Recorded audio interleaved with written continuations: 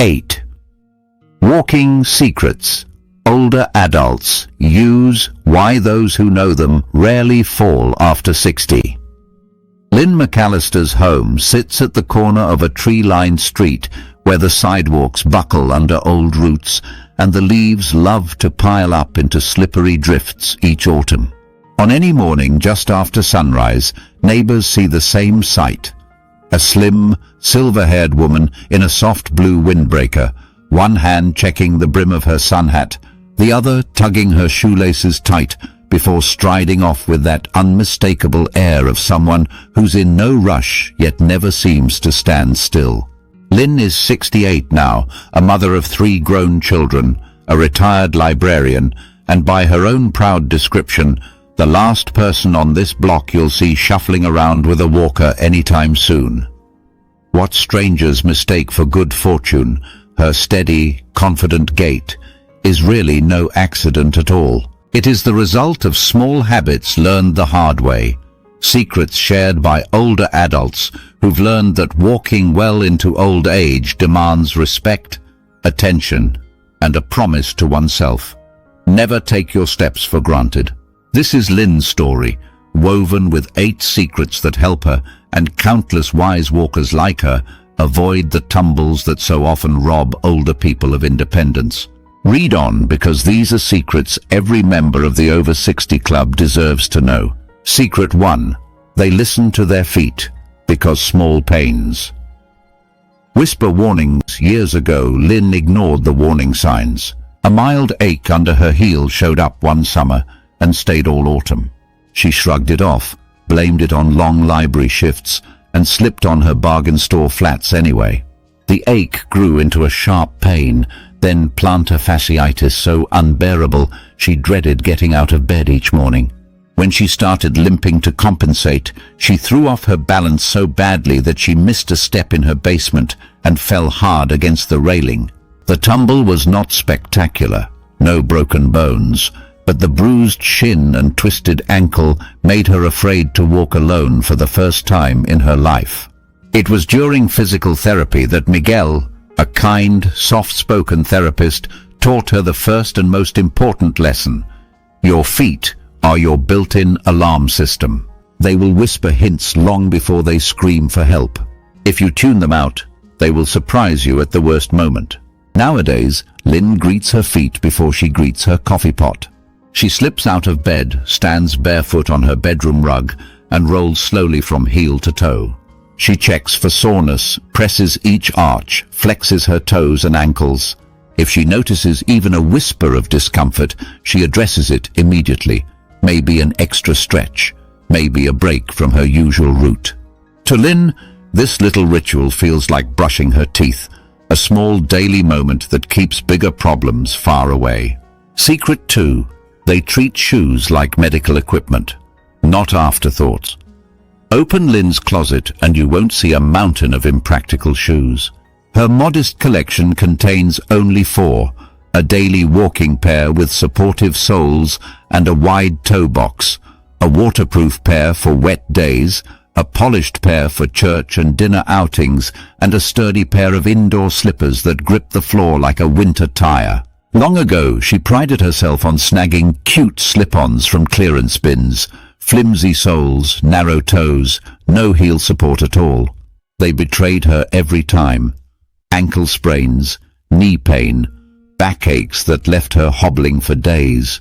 Her therapist once told her that choosing cheap shoes to save money is like refusing to wear glasses because you don't like how they look. Short-term vanity, long-term trouble. Now, Lynn never buys a pair without walking up and down the store aisle 3 times, paying attention to how her arches feel, whether her toes splay naturally, whether the shoe grips the floor properly. She tests them in the late afternoon, because that's when feet swell a little, ensuring the snugness is comfortable at the worst time of day. She marks her calendar every 6 months to inspect the soles and check for uneven wear. If the tread has smoothed out like an old car tire, she thanks them for their service and lets them go. She often reminds new walkers in her community club that no single fall costs less than a good pair of shoes. And every penny invested in safe, supportive shoes is a down payment on freedom. Secret 3. They scout their routes. Like pathfinders. When Lynn finally regained her confidence to venture outdoors again after her injury, she faced a new fear.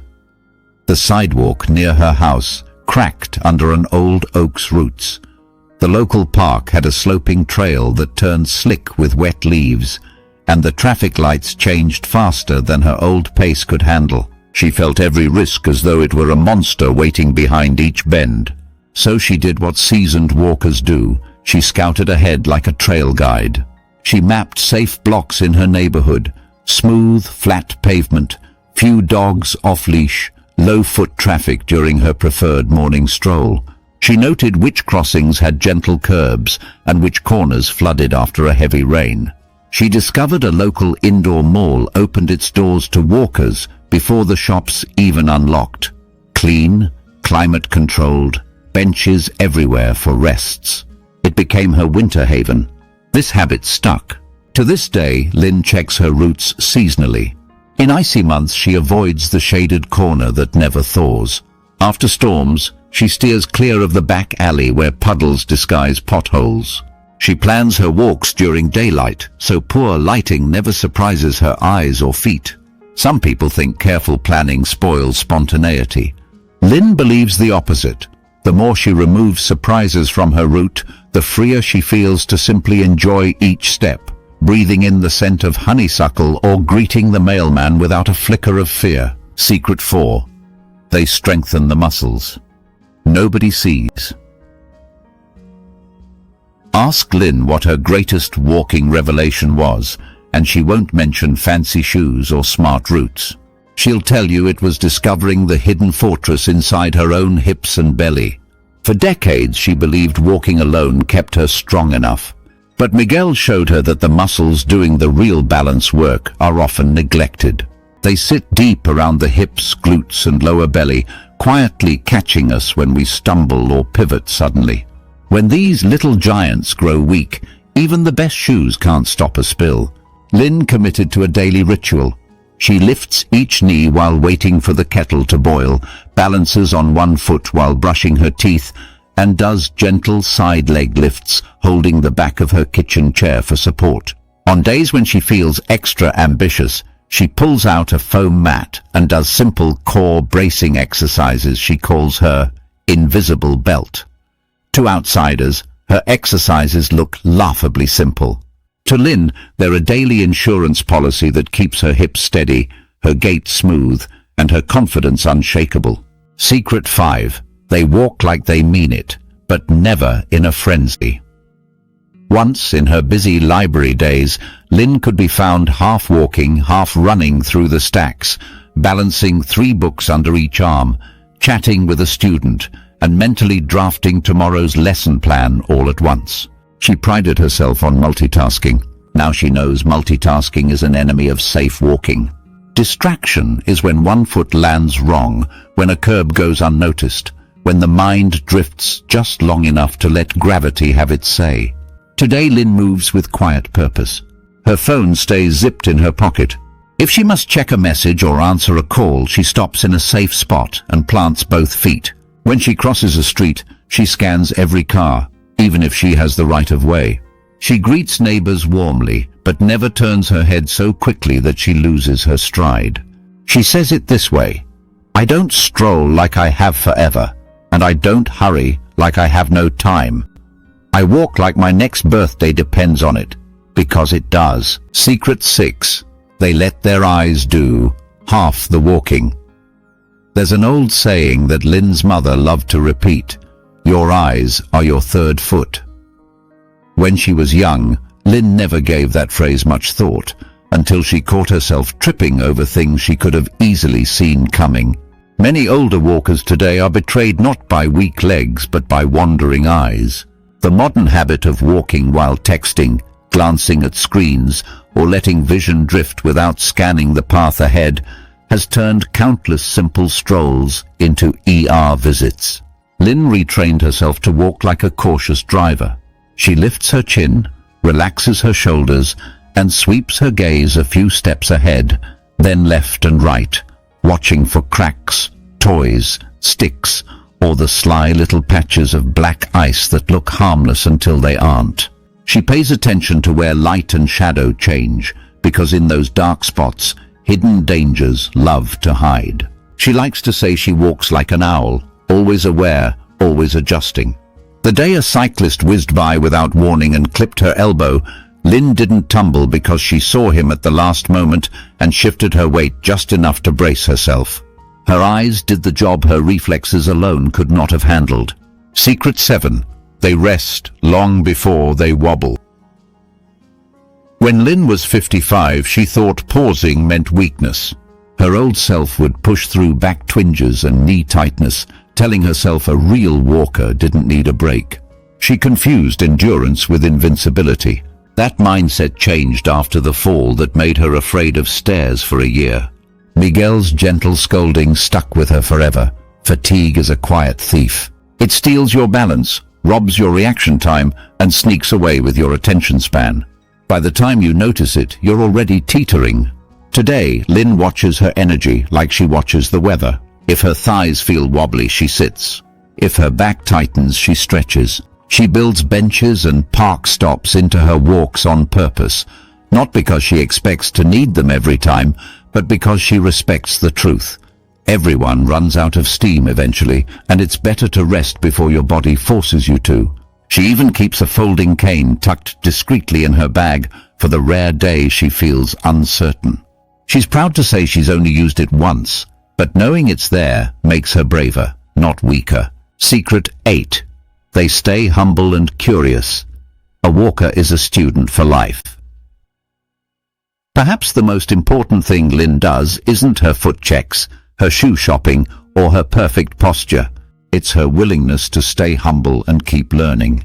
When her senior center offered a balance workshop, she signed up immediately, surprising herself by enjoying the social time as much as the exercises. She tried Nordic walking poles on a friend's advice and now uses them on icy days, feeling stable enough to wave cheerfully at passing cars. She joined a gentle Tai Chi group at the community garden, where flowing, mindful movements sharpen her balance and stretch tight joints. If she hears about a new therapy, she asks her doctor. If her feet feel different, she doesn't wait 3 months to find out why. If someone older than her walks better than she does, she studies them without shame. She jokes that while her grandkids teach her to update her phone, she teaches them how to walk strong into their 80s and beyond. A day in Lynn's shoes. A week in Lynn's world looks simple, but every part of it supports her strong stride. Each morning she checks her feet before her first sip of tea. She slips into shoes she knows by heart. She chooses her route with the care of a seasoned traveler. Flat sidewalks for long days, gentle slopes when she feels energetic, the mall if it's raining or icy. She stretches her hips and core as naturally as brushing her hair. She greets each neighbor with a smile but keeps her eyes roving for surprises on the ground. She takes her time, never hurries a greeting or a turn around the corner. She sits when she needs to, hydrates before she's thirsty, and never lets pride push her beyond her limits. And when she returns home, she takes off her shoes with a small, quiet gratitude. Another day's walk done. Another gift of freedom earned by care and habit, not luck. Why it matters. So much experts who study falls know the numbers are startling. A simple trip can shatter a hip, spark hospital bills, force unwanted moves into assisted living, and steal independence from someone who was perfectly healthy the day before. But what they also know, what Lynn lives out every day, is that falls are not just random fate. They are preventable for many older adults. Not with expensive gear, not with hours of training, but with daily choices. Respect your feet, honor your limits, strengthen the muscles others forget. Watch the ground like a hawk.